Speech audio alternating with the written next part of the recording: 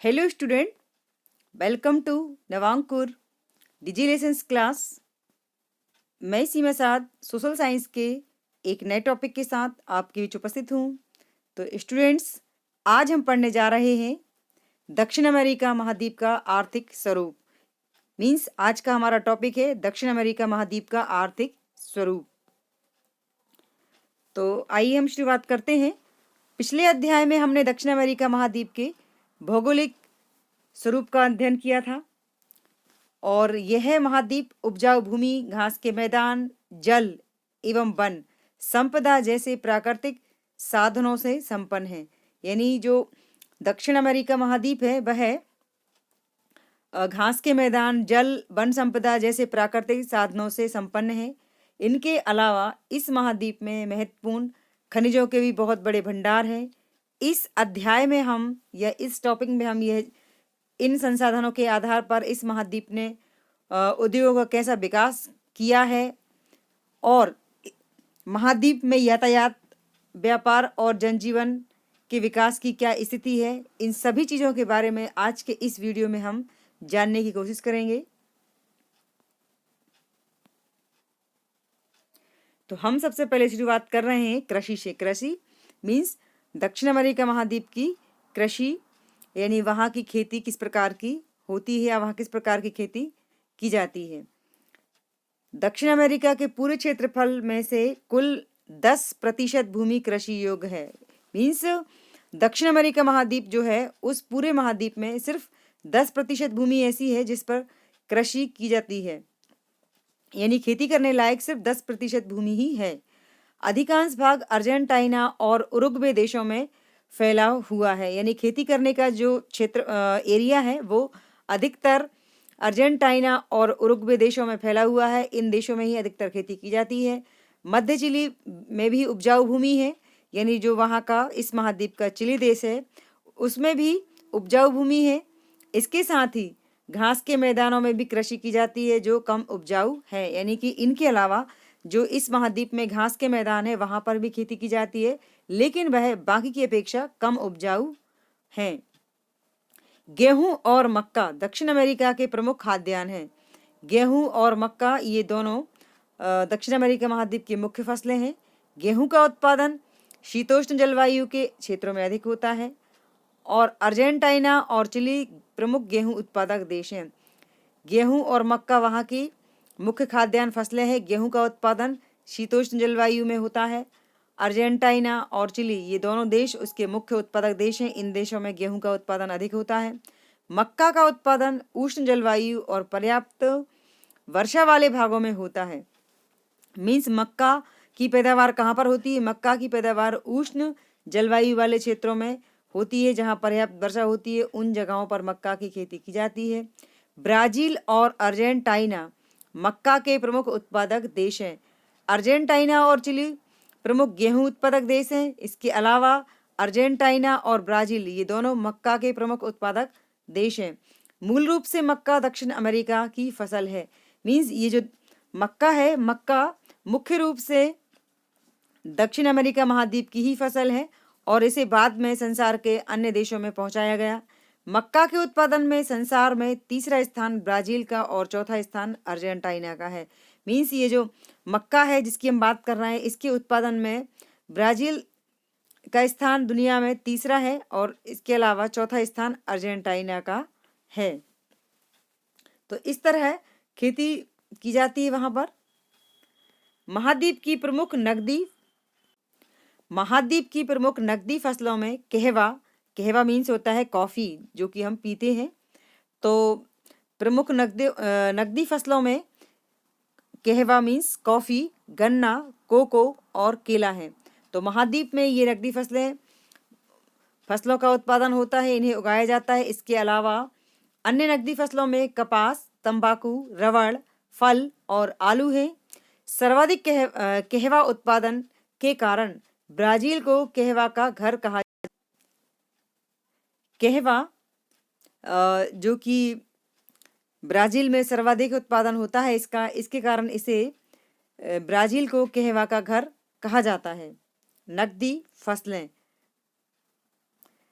फसलों होती कौन सी हैं या किसे कहा जाता है, और यहाँ पर हम समझ लेते हैं। खाद्यान्नों के अलावा ऐसी फसलें जिनके उत्पादन से नगद आय प्राप्त होती है, उन्हें हम नकदी फसलें कहते हैं। इन्हें व्यापारिक फसलें भी कहा जाता है। कहवा मीन्स कॉफी। कॉफी उत्पादन में संसार में ब्राजील का पहला और कोलंबिया का दूसरा स्थान है। अधिक कॉफी उत्पादन के कारण ब्राजील को तो कॉफी का घर भी कहा जाता है। तो दुनिया में ब्राजील का पहला और कोलंबिया का दूसरा स्थान है। इसके अलावा इक्वाडोर, पेरू और सूरीनाम में भी कहवा होता है। तो ब्राजील के अलावा इक्वाडोर, पेरू और सूरीनाम देशों में भी कहवा का उत्पादन होता है। कपास के मुख्य उत्पादक देश ब्राजील, अर्जेंटीना, पराग्वे और पेरू हैं। कपास भी एक नकदी फसल है। कपास मीन्स होता है रुई, जिससे कपड़े बनाए जाते हैं, कपड़े बनते हैं, जिसे हम इंग्लिश में कॉटन कहते हैं। तो कपास के जो प्रमुख उत्पादक देश हैं वो हैं ब्राजील, अर्जेंटीना, पराग्वे और पेरू। गन्ने का उत्पादन संसार में ब्राजील में सबसे अधिक है, यानी कि पूरी दुनिया में गन्ने का उत्पादन अधिक मात्रा में ब्राजील देश में होता है। बोलीविया, गायना, पेरू, सूरीनाम तथा और अर्जेंटीना में भी गन्ना खूब होता है। ब्राजील के अलावा गायना, पेरू, सूरीनाम और अर्जेंटीना में भी गन्ने का काफी उत्पादन होता है। इक्वाडोर संसार का सबसे अधिक केला उत्पादन करने वाला देश है। केला, जिसे हम इंग्लिश में बनाना कहते हैं, इसका सबसे अधिक जो उत्पादन होता है वो इक्वाडोर देश में होता है।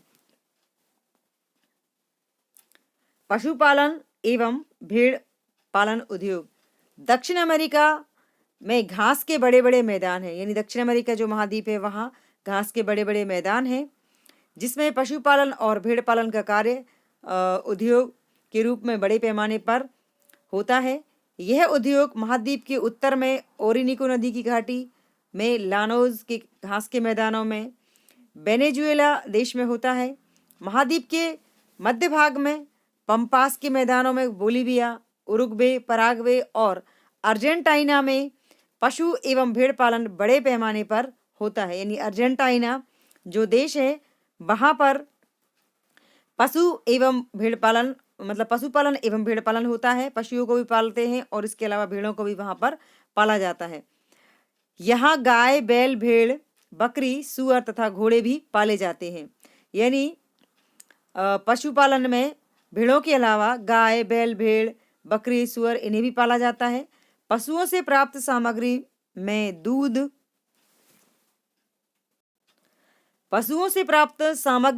दूध, मांस, चमड़ा और ऊन का भारी उत्पादन होने से इनका निर्यात अर्जेंटीना, उरुग्वे, बोलीविया, पराग्वे आदि देशों में किया जाता है। यहाँ अर्जेंटीना सबसे बड़ा पशुपालक देश है। यानी अर्जेंटीना जो देश है वहाँ पर बड़ी मात्रा में पशुओं को पाला जाता है। और उरुग्वे ऊन उत्पादन में संसार में दूसरे स्थान पर है। उरुग्वे जो देश है वहाँ पर ऊन उत्पादन में उसका दूसरे नंबर पर मतलब दूसरा नंबर आता है। पहले नंबर पर ऑस्ट्रेलिया देश आता है ऊन के उत्पादन में। तो यहाँ पर इन देशों में ये सारी पशुपालन और किए जाते हैं। अब हम बात करेंगे वन एवं वनोद्योग की। दक्षिण अमेरिका का बहुत बड़ा भाग वनों से ढका हुआ है। मीन्स दक्षिण अमेरिका जो महाद्वीप है उसका बहुत बड़ा भाग वनों से ढका हुआ है। अमेजन नदी की बेसिन में उष्णकटिबंधीय कठोर लकड़ी के वर्षा वन है। अमेजन नदी की द्रोणी में उष्णकटिबंधीय कठोर लकड़ी के वर्षा वन है। इन वनों में एक ही स्थान पर अनेक प्रकार की लकड़ियों के पेड़ पाए जाते हैं। यानी कि ये जो वन है वहाँ पर एक ही स्थान पर अनेक प्रकार की लकड़ियों के पेड़ पाए जाते हैं। अतः किसी एक प्रकार की लकड़ी के पेड़ों की कटाई में समय और श्रम अधिक लगता है। मीन्स वनों में अलग अलग प्रकार की लकड़ियाँ बीच बीच में पाई जाती हैं और इसलिए किसी एक प्रकार की लकड़ी के पेड़ों की कटाई करने में अधिक समय और श्रम लगता है, यानी कि मेहनत लगती है, तथा ढुलाई में भी अधिक व्यय होता है, यानी कि वहाँ से लकड़ियों को ढोने में भी काफ़ी खर्च होता है। इस असुविधा के कारण लकड़ियों की कीमत बढ़ जाती है। मीन्स आने जाने के साधनों का विकास कम हुआ है, इसलिए इन लकड़ियों की कीमत काफ़ी बढ़ जाती है। इन वनों में अधिक घनापन और दलदली भूमि होने से आवागमन के साधनों का विकास नहीं हो पाया। यानी ये जो यहाँ के अमेजन बेसिन के वन है, यहाँ दलदली भूमि होने के कारण और आवागमन के साधनों का विकास नहीं होने के कारण, नहीं होने की वजह से इन वनों का, इन लकड़ियों का सही इस्तेमाल नहीं हो पा रहा है। इन्हीं कारणों से इन वनों का पूर्ण उपयोग मानव के हित में नहीं हो पा रहा है। ब्राजील में पैदा होने वाले कार्नोवा प्रजाति के ताड़ वृक्ष से मोम प्राप्त होता है। यानी ब्राजील देश में जो कार्नोवा प्रजाति के ताड़ वृक्ष से मोम प्राप्त होता है। यानी कार्नोवा जाति के ताड़ वृक्ष से मोम प्राप्त किया जाता है, जिसका उपयोग जूता पॉलिश, फर्नीचर पॉलिश और मोमबत्ती बनाने में किया जाता है। सिनकोना वृक्ष की छाल से कुनेन नामक दवा तथा चिकिल वृक्ष से च्युइंगम बनाई जाती है। इसके अलावा अमेजन नदी की घाटी रबड़ वृक्ष का मूल स्थान माना जाता है। यानी जो अमेजन नदी की घाटी है, वहाँ रबड़ प्राप्त करने का ये मूल स्थान माना जाता है। यहाँ जंगली रबड़ के वृक्ष प्राकृतिक रूप से भारी मात्रा में उगते हैं। यानी अमेजन नदी की घाटी में रबड़ के वृक्ष प्राकृतिक रूप से भारी मात्रा में उगते हैं और घने जंगलों में ये वृक्ष, यानी कि रबड़ के वृक्ष, अन्य वृक्षों के बीचों बीच में पाए जाते हैं। यानी घने जंगल में ये वृक्ष बीचों बीच में पाए जाते हैं, कहीं एक तरफ नहीं है, इसलिए इन्हें इकट्ठा करने में अधिक व्यय होता है, यानी कि खर्च होता है। और यहाँ की जो रबड़ होती है वह काफ़ी महंगी पड़ती है। संसार के अन्य भागों की अपेक्षा यहाँ की रबड़ जो है वह काफ़ी महंगी होती है और बाकी देशों की रबड़ सस्ती पड़ती है।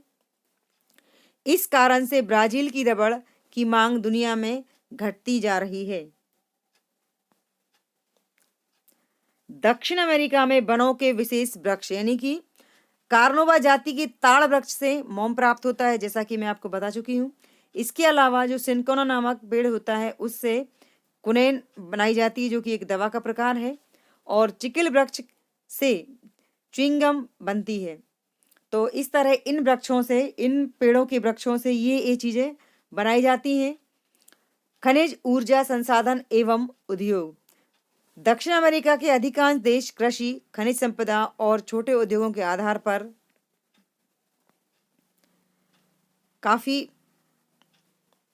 इन उद्योगों के आधार पर काफ़ी प्रोग्रेस इन्होंने की है। अब हम बात करेंगे मत्स्य उद्योग की, यानी कि मछली पालन की।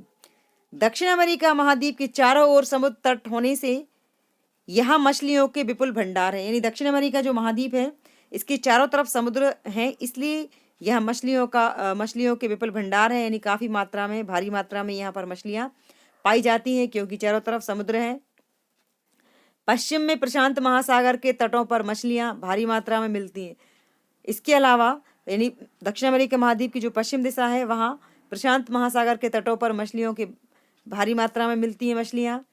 पेरू में मछली पकड़ने का उद्योग बहुत विकसित है। पेरू जो देश है, वहाँ पर मछली पकड़ने का उद्योग काफ़ी विकसित हुआ है। पेरू संसार के अग्रणी मछली उत्पादक व निर्यातक देशों में है।